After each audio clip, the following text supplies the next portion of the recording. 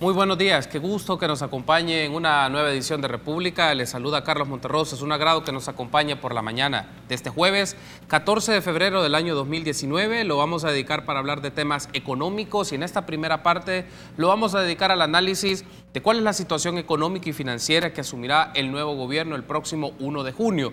Estará en la etapa del proceso de transición de gabinetes y es probable que uno de los temas que se aborden sean el estado de las finanzas públicas y las condiciones presupuestarias del gobierno. Entonces vamos a hablar un poco en el transcurso de esta primera parte de República sobre ello. ¿Cuáles son los aspectos que hay que tener en consideración? La condición económica que asume el gobierno y la situación que obviamente tiene la economía del país, el tema presupuestario, el tema financiero, pues de eso vamos a hablar en el transcurso de los próximos minutos. Y es un gusto para mí recibir a María Elena Sarmiento, economista de Fundaungo, y también recibimos a Armando Álvarez, economista de la UCA. Buenos días, bienvenidos a República. Bienvenida María Elena, qué gusto que nos acompañe. Muchísimas gracias por la invitación, siempre con el agrado de compartir con ustedes y con la audiencia. Gracias por tomar la invitación. Armando, qué gusto, buenos días, bienvenido también a República. Buenos días, Carlos, buenos días, María Elena, y buenos días a las personas que nos escuchan. Buenos, iniciemos con lo siguiente, María Elena. En términos generales, ¿cómo podríamos describir qué es la condición económica del país que asumirá el nuevo gobierno? En términos generales, ¿cuáles son aquellos puntos que hay que hacer énfasis de la condición de la economía salvadoreña? Bueno, yo creo que en general tiene que resaltarse el bajo crecimiento económico que tiene impactos no solo en términos agregados, sino que sabemos que también tiene efectos importantes en el desarrollo del país. Aparte también sabemos que tenemos unas cuentas fiscales complicadas, con balance delicado, con escasez de recursos al interior de las finanzas públicas para poder también cumplir todos los planes y propuestas que se han hecho durante la campaña. Adicionalmente, sabemos que si bien no es económico, pero también hay un contexto social complicado. Sabemos las altas tasas de violencia que también se han señalado como algunas de las posibles causas que impactan este desarrollo económico deficiente que ha tenido el país a lo largo de varias décadas. Y demográficamente sabemos que el país no cuenta con recursos, ¿verdad? No tenemos petróleo, no tenemos minería o algún recurso natural, lo que tenemos es gente. Entonces, por tanto, hay que poner también atención a todo este cambio, esta transición demográfica que el país está atravesando y qué significa para nosotros y qué potencial ofrece. Estamos en medio del bono demográfico. ¿Qué queremos decir con el bono demográfico? Esto es que hay una mayor proporción de personas en edad potencialmente productiva, es decir, entre los 15, 16 años y 60 años, los cuales ahorita están pudiendo trabajar y están pudiendo tener ingresos para solventar sus necesidades. Sin embargo, esto en el 2040 va a ir cerrándose y va a haber un predominio de las edades que son potencialmente inactivas, es decir, los menores de 16 años y los mayores, exacto, de 60 años. Pero si no trabajamos en ahorrar, acumular derechos o un esquema bueno de seguridad social que garantice la sostenibilidad y la subsistencia de toda esta gran proporción de gente que ahorita está potencialmente productiva, pero rápido va a llegar a la adultez mayor, es difícil también decir que va a haber un bienestar en el largo plazo. Esto también nos coloca en que del bono demográfico prácticamente pasamos al invierno poblacional, por decirlo de alguna manera, con esta mayoría de personas en la adultez mayor, donde en 2055 vamos a tener que casi el 20% de personas van a ser adultas mayores. Ahorita en el 2010 eran aproximadamente el 10%, pero esto se va a duplicar. Entonces sabemos que esto también va a imponer graves presiones a las finanzas públicas porque se necesita esquemas de protección social inclusivos que puedan incorporar a esta gente. María Elena nos menciona, Armando, hay que tener en cuenta el sistema de protección social, hay que tener en cuenta el bono demográfico, hay que tener en consideración el crecimiento económico, como algunos de los aspectos que asume el nuevo gobierno, las condiciones económicas. Desde tu perspectiva, Armando, ¿cuáles son aquellos aspectos más relevantes que debe prestar atención el nuevo gobierno en materia de economía? Bueno, yo creo que voy a mencionar 4 aspectos, pero lo voy a dejar para el final. Me parece que aparecen también en el plan Cuscatlán.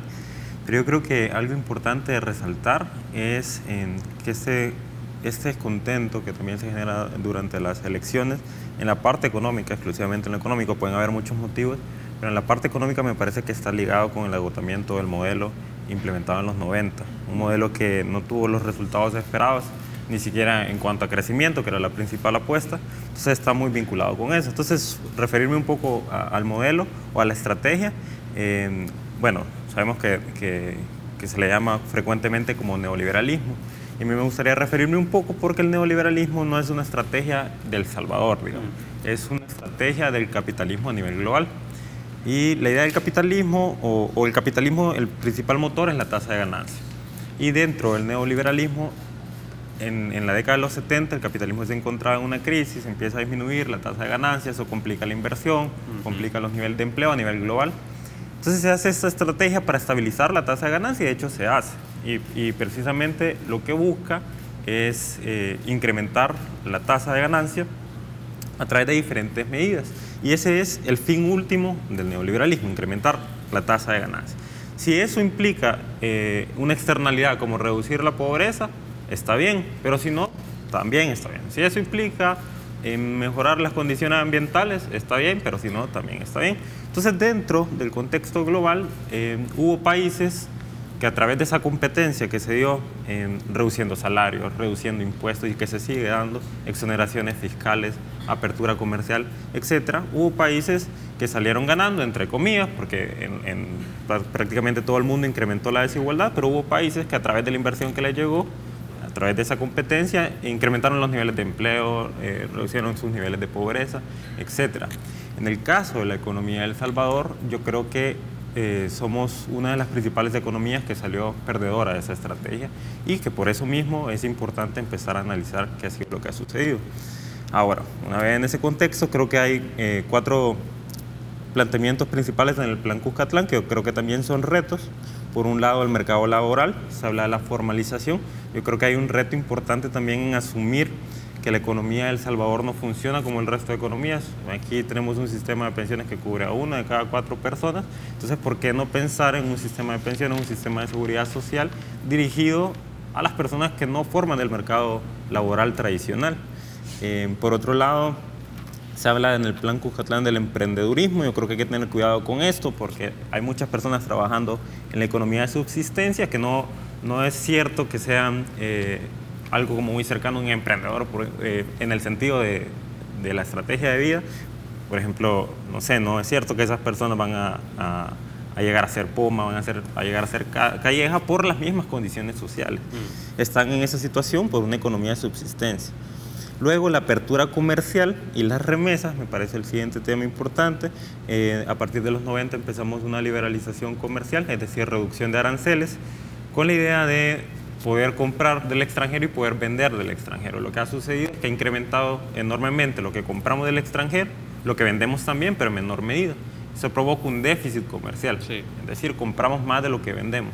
¿Por qué eso es malo? Porque implica reducción de empleo aquí, por ejemplo. No estamos produciendo las cosas localmente, sino que las compramos del exterior.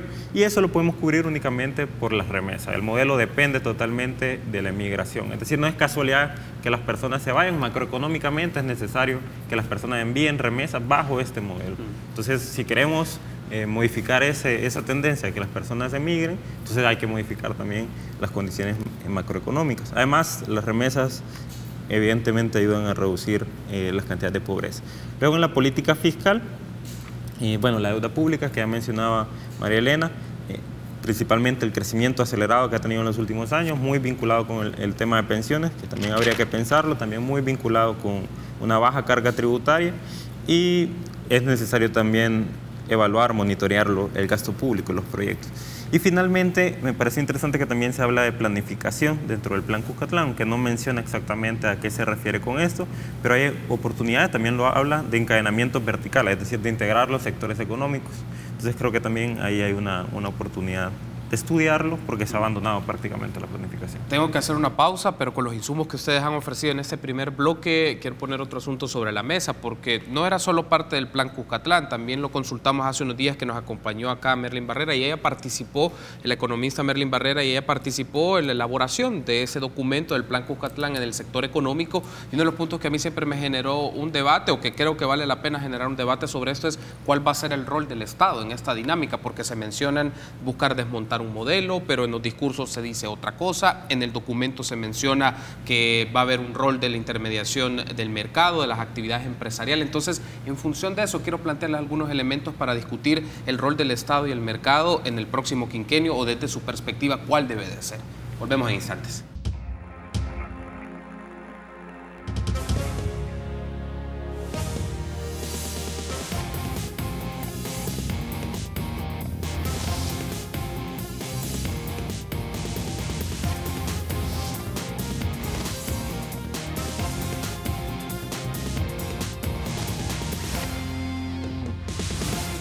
Gracias por seguir junto a nosotros en República. Continuamos platicando sobre la situación económica y financiera que asumirá el próximo gobierno. Y lo estamos haciendo con dos economistas, María Elena Sarmiento de Fundaungo y Armando Álvarez de la UCA. Les mencionaba al salir del bloque anterior, María Elena, es el tema del mercado y el Estado. Se puede sonar como una discusión teórica, pero tiene una aplicación mucho más práctica de lo que se puede creer, porque según lo que mencionaba Armando, ¿qué tanto esto se observa en situaciones de la vida cotidiana de la gente? Condiciones de empleo, el tema de promoción de emprendimientos, el tema de la deuda, el tema del comercio y las remesas. Y en el Plan Cuscatlán se hablaba mucho, y en el discurso también del presidente electo se hablaba mucho del tema del neoliberalismo, es decir, que se iba a desmontar un modelo que desde la década de los 90 fue marcando la actividad económica del país. Entonces, desde su perspectiva, esta lógica de este modelo se ha agotado totalmente y se debe replantear cuál va a ser el rol del Estado en actividad económica, cuál va a ser el rol de los agentes privados y económicos. ¿Es momento para hacernos estas preguntas, o es algo que todavía hay mucho trecho que recorrer o algún camino que recorrer? Yo considero que sí es pertinente una evaluación del modelo y tomar las medidas necesarias para fortalecer también las capacidades estatales que se tienen en todos los aspectos, no solo en lo económico, que es el tema que está, pero también en la provisión de bienestar social, ¿verdad? Sabemos que tenemos una institucionalidad débil. Por lo tanto, creo que es necesario fortalecerla, pero también en términos económicos y hablando propiamente también de la parte fiscal. Se habla dentro de las propuestas también del Plan Cuscatlán, son nuevos impuestos, sí, o nuevas formas de recaudar, pero esto necesita también un fortalecimiento de la administración tributaria tal cual está, para poder realmente tener una mayor fiscalidad y poder recaudar mayor, combatir la elusión, combatir la evasión. Yo considero que, bueno, todo esto es parte, ¿verdad?, también del rol del Estado dentro de la economía y dentro de la sociedad, y sí es necesario hacer una evaluación y replantear muchas de las cosas, porque realmente han probado que no dan los resultados. Tenemos bajo crecimiento desde hace más de 2 décadas, ¿verdad? Siempre, y tenemos un modelo, como ya había mencionado, que es el recurso disponible, la gente, pero esto ha hecho también que la gente se vaya del país y que subsistamos a base de remesas, como ya también lo había mencionado Armando, que son realmente importantes, pero el panorama internacional también para esa forma de subsistencia que tenemos está poniendo restricciones. Sabemos el endurecimiento de las políticas migratorias y lo cada vez más complicado que se hace la migración internacional. No creo que sea algo que vaya a parar, porque es una necesidad realmente que la economía impone, ¿verdad?, a las diferentes familias, pero cada vez es más difícil y cada vez tiene un mayor costo, no solo económico, sino también un costo social. tenemos nuevos fenómenos como las caravanas de los migrantes, por lo tanto yo sí considero que debemos de repensar la forma en que se está haciendo las cosas, cómo se está conduciendo la economía, pero también cómo se está conduciendo el Estado y las necesidades de fortalecer toda la institucionalidad para poder atender ciertamente las demandas que se tienen en seguridad, que es la más sentida, ¿verdad? Antes de escucharte, Armando, vamos a establecer un enlace vía Skype con Ricardo Castaneda, que es economista del Instituto Centroamericano de Estudios Fiscales, ICEFI, se encuentra en Guatemala y lo incorporamos a esta discusión para que nos dé su valoración sobre esto. Buenos días, Ricardo, gracias por tomar esta invitación de Canal 33, República SB. Buenos días, Carlos. Un gusto saludarte a ti, a María Elena, a Armando y a todos los televidentes. Gracias por tomar este enlace, y Ricardo, y hemos estado hablando en estos minutos con María Elena y con Armando un poco de cuáles son las perspectivas y sobre todo las prioridades en materia económica que asume el nuevo gobierno. Desde tu lectura y desde el posicionamiento que tiene el ICEFI, ¿cuáles constituyen esas principales áreas o circunstancias que debe de asumir el nuevo gobierno en materia de economía? Hemos estado hablando un poco del rol mismo del Estado respecto al mercado, si su intervención debe ser más marcada en política fiscal, en política económica. ¿Cómo lee esto el ICEFI? Bueno, sin dudas, ya el modelo económico que ha estado vigente en El Salvador desde la década de los 90 hasta la fecha es un modelo económico exhausto, no solo porque su principal objetivo, que era generar altas tasas de crecimiento económico, se fracasa, sino que también porque es un modelo en el cual persisten altos niveles de pobreza y desigualdad, no se han logrado generar bienes y servicios públicos básicos y que por lo tanto ha llegado el momento de replantearse el modelo, ¿no? Reconociendo la necesidad de que vivimos en un contexto completamente diferente, en el que por lo tanto debe el próximo gobierno enfocarse en tres pilares. Uno es el del crecimiento económico sostenible, en el cual sí es importante la mayor generación de crecimiento económico, pero eso tiene que traducirse en mejores empleos, empleos formales, pero además que este crecimiento económico no debe reñir con el medio ambiente, sobre todo en un país en el que prácticamente el 85% del territorio se encuentra vulnerable frente al cambio climático. El segundo aspecto es el tema de la construcción de la igualdad a partir de provisión de bienes y servicios públicos como educación, como salud, como seguridad social. Los niveles de cobertura en El Salvador todavía siguen siendo muy bajos. En educación apenas 1 de cada 3 niños están afuera de las escuelas.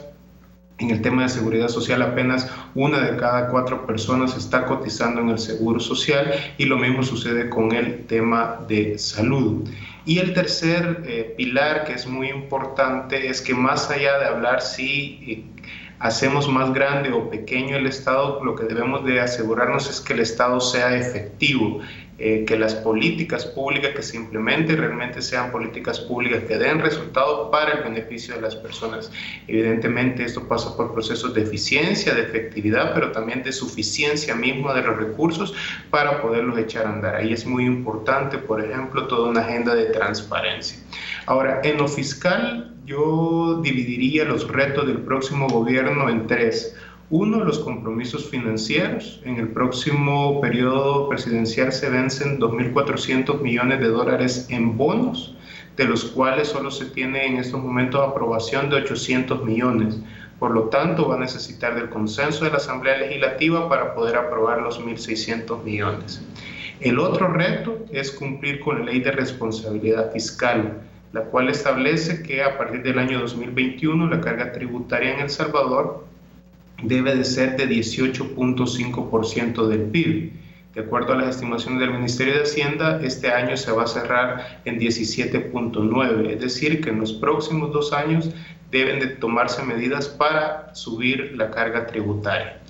El otro aspecto es el que tiene que ver con el tema del ajuste fiscal, y es que de acuerdo a los cambios que se hicieron a la Ley de Responsabilidad Fiscal, quedó establecido que para el año 2021 el déficit debe de ser de 0.7% del PIB. Si tomamos las estimaciones del Ministerio de Hacienda para este año, que serían de 3.2, significaría un ajuste de 2.5% en apenas 2 años.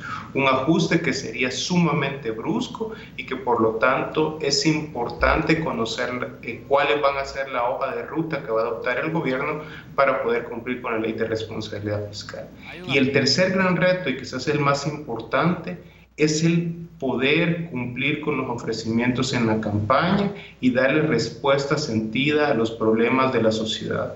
Porque hasta ahora ha imperado una visión de las finanzas públicas en que lo que pareciera que es más importante es cuadrar cifra independientemente del bienestar de las personas. Ha llegado el momento de que en el país se tenga una visión de la política fiscal desde la óptica del desarrollo. Una política fiscal que es capaz de garantizar el bienestar de las personas, que es capaz de garantizar los derechos. Y por eso la respuesta me parece que a todos estos grandes desafíos se encuentra en el propio Plan Cuscatlán, cuando se plantea la necesidad de un pacto fiscal. Ese debería de ser una de las prioridades del gobierno. Incluso no deberían de esperar al 1 de junio, sino que desde en estos momentos se pueden empezar a establecer las mesas de diálogo y negociación para que entre todos los sectores de la sociedad seamos capaces de darle las respuestas a cuál es el país que queremos, cómo lo vamos a alcanzar, cuánto cuesta y de dónde lo vamos a financiar. Ricardo, antes de irnos a la pausa, te consulto esto porque has mencionado en el panorama el tema fiscal, has mencionado el tema de carácter económico, el tema de carácter presupuestario. La realidad es esta, el gobierno asume ya un condicionamiento presupuestario, digamos, trabaja con el presupuesto que aprobó la Asamblea Legislativa a finales del 2018, presupuesto general del Estado 2019. Entonces, bajo ese margen de maniobra que tiene, las limitaciones presupuestarias y también las prioridades fiscales, desde el ICEFI, ¿cuáles constituyen las primeras, lo pondré en esos términos, que tendría que desarrollar entre 6 y 12 meses el nuevo gobierno, considerando que en el Plan Cuscatlán también se hacen ofertas o propuestas de cambios fiscales que requieren aprobación de la Asamblea Legislativa? Sin duda, uno de los enormes retos que tendrá el próximo gobierno va a ser su relación con la Asamblea Legislativa, ¿no? El 3 de febrero marca un hecho inédito para el país, no solo porque representa una victoria abultada sobre los dos partidos que habían gobernado prácticamente en toda la era democrática del país, sino también porque el gobierno entrante tendrá prácticamente una minoría en la Asamblea Legislativa. Y muchos de los cambios que se han planteado dentro del Plan Cuscatlán evidentemente requieren consensos en la Asamblea Legislativa.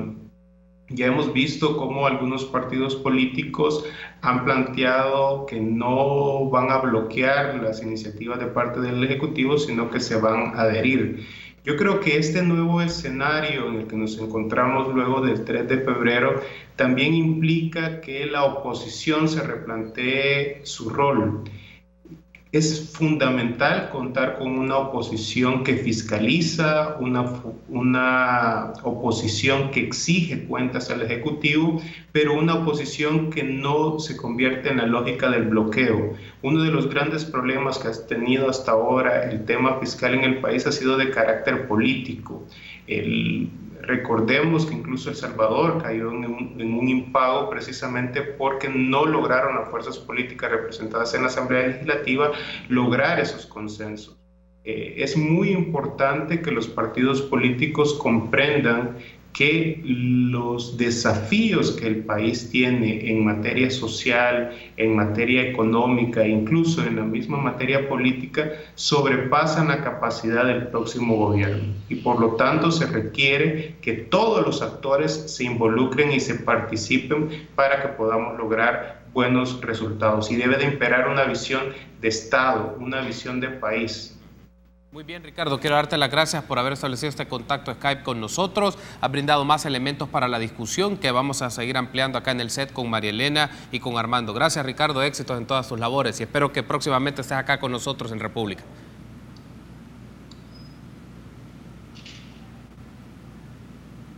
Perfecto, gracias, Ricardo. Entonces, una pausa, volvemos en instantes.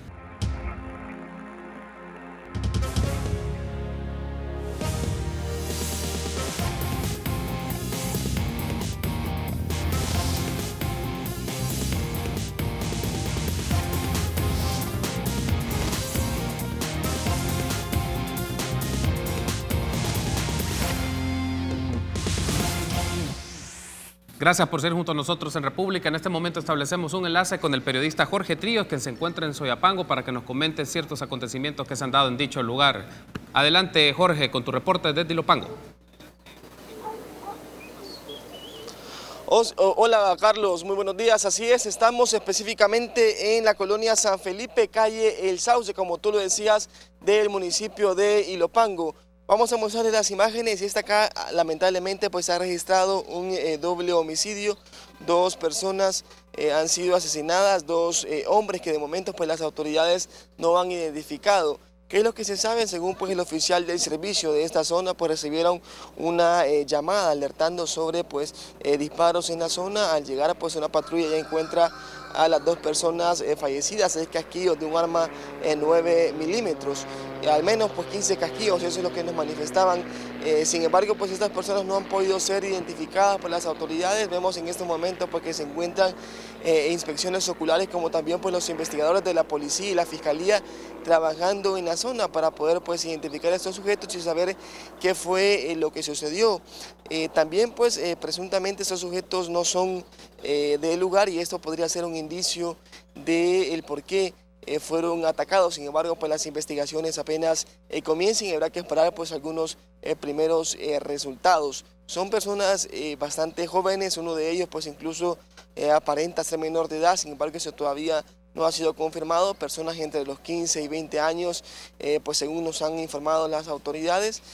Hay que destacar que esta es una colonia donde operan grupos criminales, es bastante peligrosa. Sin embargo, pues la policía dice que desde el año pasado no se registran hechos de violencia y les alarma pues que haya sucedido en esta ocasión pues este doble homicidio acá, como decíamos, en la colonia San Felipe, calle El Sauce del municipio de Ilopango. Nosotros vamos a esperar, por supuesto, toda la información que se pueda generar acá en este lugar y le vamos a estar, por supuesto, compartiendo en las emisiones de Teleprensa. Carlos, así la información, vamos a intentar recabar más información. Esto acaba de ser pues hace pocas horas, entendríamos pasadas las 5 de la mañana, así que pues habrá que esperar que las investigaciones puedan desarrollarse y obtener más información específicamente sobre lo sucedido. Perfecto, Jorge, gracias, muy amable por tu reporte desde la colonia San Felipe en Ilopango, información que se va a ampliar en la próxima emisión de Teleprensa. Buen día, gracias por tu reporte, Jorge. Bueno, la realidad de este país. Retomando el tema económico, Armando, nos decía en el bloque anterior, Ricardo del ICEFI nos planteaba varios elementos que desde la perspectiva de esta institución son fundamentales para el próximo gobierno: crecimiento económico, bienes y servicios, el tema de efectividad de las políticas públicas y del gobierno, pero no quiero pasar por alto el tema de los compromisos financieros y la ley de responsabilidad fiscal, porque lo hemos hablado en otros momentos, tú nos lo has comentado en otros momentos acá en República, que eso en la práctica son de los asuntos en los cuales debe de trabajar el gobierno, porque son los márgenes de maniobra que dispone, es más, situaciones ya acordadas legalmente, y en función de eso debe de trabajar. Sí, yo creo que hay una oportunidad en ese aspecto, en la ley de responsabilidad fiscal para el próximo Ejecutivo, porque, como mencionó Ricardo, la carga tributaria está prevista que sea 17.9 y por ley tiene que incrementar a 18.5. En algún momento también comentábamos que esto fue un cambio a partir de las nuevas cifras del Banco Central de Reserva, y que de acuerdo a estimaciones propias tuvo que haber sido cerca de 19.1 lo que tenía que haber incrementado. Lastimosamente se bajó la meta a 18.5, entonces se perdió la oportunidad de incrementar incluso más. Entonces ahí la pregunta es cómo se va a incrementar. Esperaríamos que sea a través de incrementar la progresividad del sistema. Se habla especialmente en el Plan Cuscatlán del tema de la evasión. Básicamente eso es lo fuerte. Menciona en algún momento otro tipo de impuestos, pero me parece que es bastante vago como para afirmar de que están buscando una alternativa diferente. Sí, es Armando, una de las prioridades el tema de la carga tributaria, que debe ir aumentando de forma progresiva. También viene el otro punto, con esos impuestos o con esos fondos que provienen de los tributos, viene el tema de el manejo de esto. Cuando me refiero al manejo es en qué áreas de prioridad de política pública constituye el uso de esos fondos, además que el gasto corriente, el tema de la inversión pública, que eso es un asunto también significativo. Yo creo que la reforma o la ley de responsabilidad fiscal, tal como está planteada, más que para pensar en qué se va a utilizar, está pensada en cerrar la brecha de déficit fiscal. Yo creo que es importante lo que mencionas, Carlos, porque precisamente no solo hay que pensar en ir cerrando esa brecha, como mencionaba también Ricardo, sino en qué tipo de política fiscal. Hay un detalle, claro, y me parece que en relación a lo que ha mencionado María Elena y que también ha mencionado Ricardo, todo pasa, el mismo cambio del modelo pasa por una reforma fiscal. Creo que es el principal reto que tenemos como, no pienso del Ejecutivo, sino que como población también exigirlo.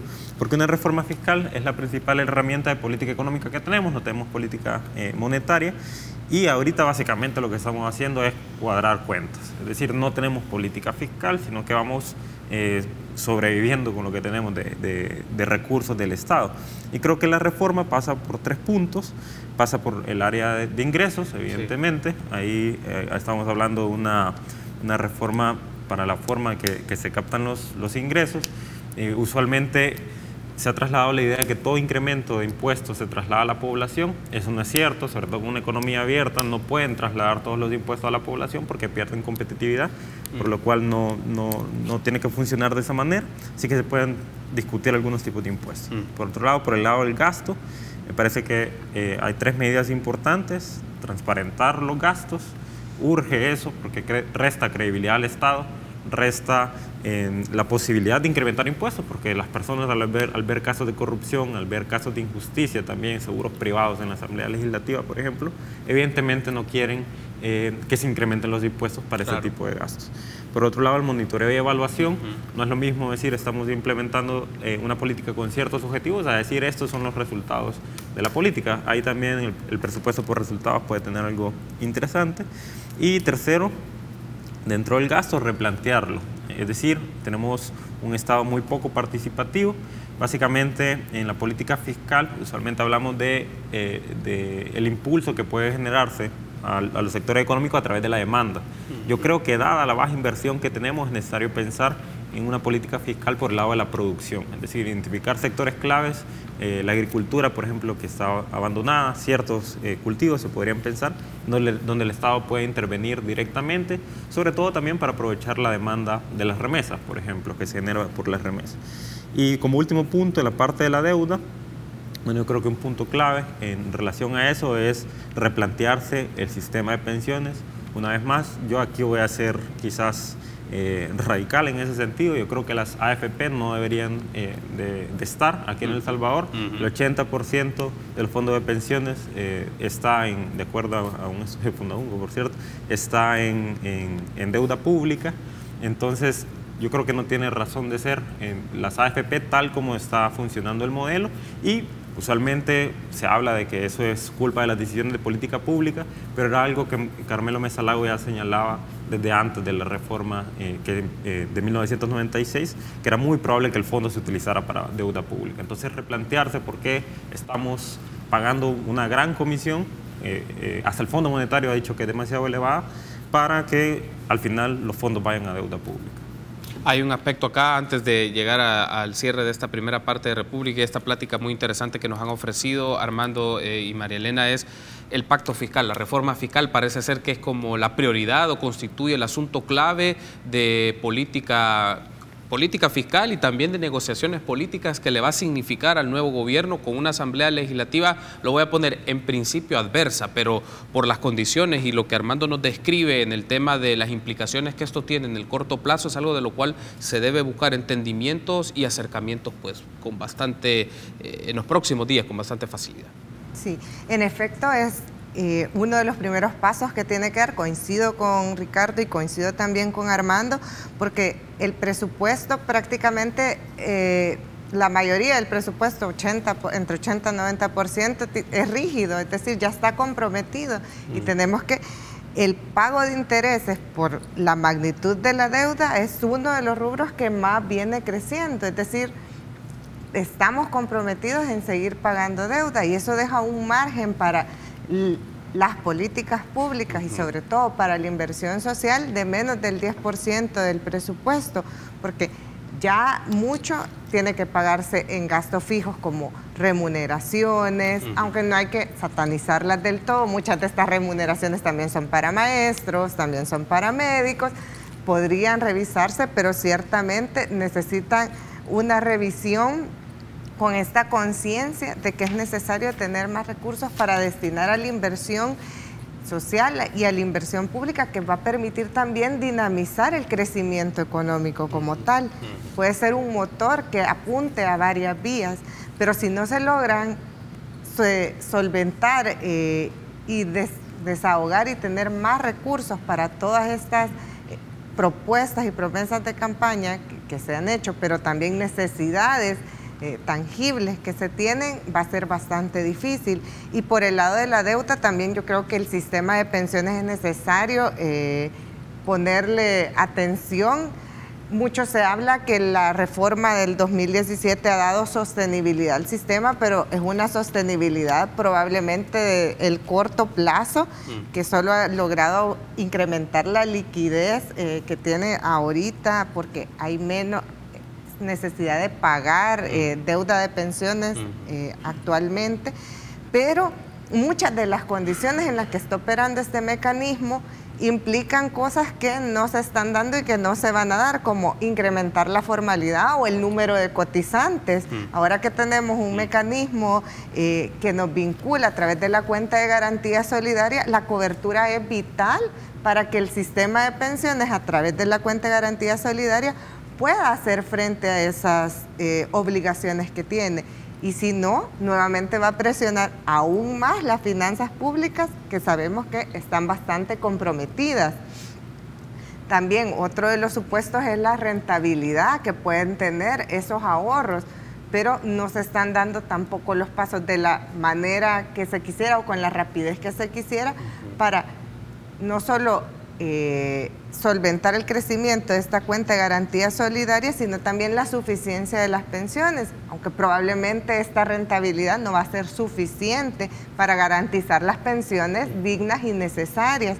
Probablemente también incrementos de la solidaridad al interior del sistema sean necesarios, y es probable que con el esquema que se tiene actualmente no sea posible. Pero si no se atiende este tema, que es como estratégico, porque no solo tiene que ver con el mercado laboral, la seguridad social, sino también con la parte de la deuda pública, probablemente vamos a tener problemas de insolvencia e insostenibilidad pronto. Mencionó, y creo que esto vale la pena tenerlo en cuenta, María Elena, estas reformas que se hicieron hace un par de años, básicamente le da solo un poco de oxígeno, pero el tema es cuánto tramo, porque el nuevo gobierno asumirá esto y tienen que pasar por un proceso de acuerdos y negociaciones en la Asamblea Legislativa, pero tratando de hacer una estimación, ¿cuánto tiempo tiene por el tema de cumplir el tema de la deuda, tener este fondo de garantía solidaria y tener la cobertura suficiente para tener el dinero e ir pagando y también ir contribuyendo a la gente que ya está en etapa de pensión o los que están próximos al tema de pensión? ¿Cuánto tiempo da este margen de maniobra? Bueno, hay diferentes estimaciones, desde las que ha hecho la superintendencia del sistema financiero hasta las que se presentaron por el grupo Mercer, que presentó a Safondo. Solo se ha circulado la presentación, no se tiene todavía, bueno, yo no tengo todavía acceso al documento, pero que ponen, ¿verdad?, en distintos escenarios que asumen y tomando en cuenta estas variables como la cobertura, la rentabilidad, el aumento de la pensión mínima, que también, si mucha gente no va a cumplir con los requisitos, va a depender de la pensión mínima. Y la pensión mínima es pagada por esta cuenta de garantía solidaria. Entonces puede ser también otro elemento que presione más. Pero las fechas, por decirlo de una forma, de caducidad de la cuenta de garantía solidaria van desde el 2025 aproximadamente hasta el 2050, 2000, ¿verdad? Entonces hay como un amplio margen, depende de los distintos escenarios que se puedan jugar y de los pasos que se den en implementar algunas cosas de la reforma que todavía no han sido implementadas, pero también el desempeño mismo de la economía a través de los cambios al sistema de pensiones. Probablemente la cobertura no va a ser impactada tan fuertemente. Muy bien, quiero darle las gracias por haberme acompañado. María Elena, ha sido un gusto. Armando, también gracias por brindarnos sus análisis y cuáles son aquellas prioridades en materia de finanzas públicas y de política económica. La invitación está hecha para que nos volvamos a encontrar para llevarle la pista al trabajo del próximo gobierno en materia de la economía. Una pausa, volvemos en instantes.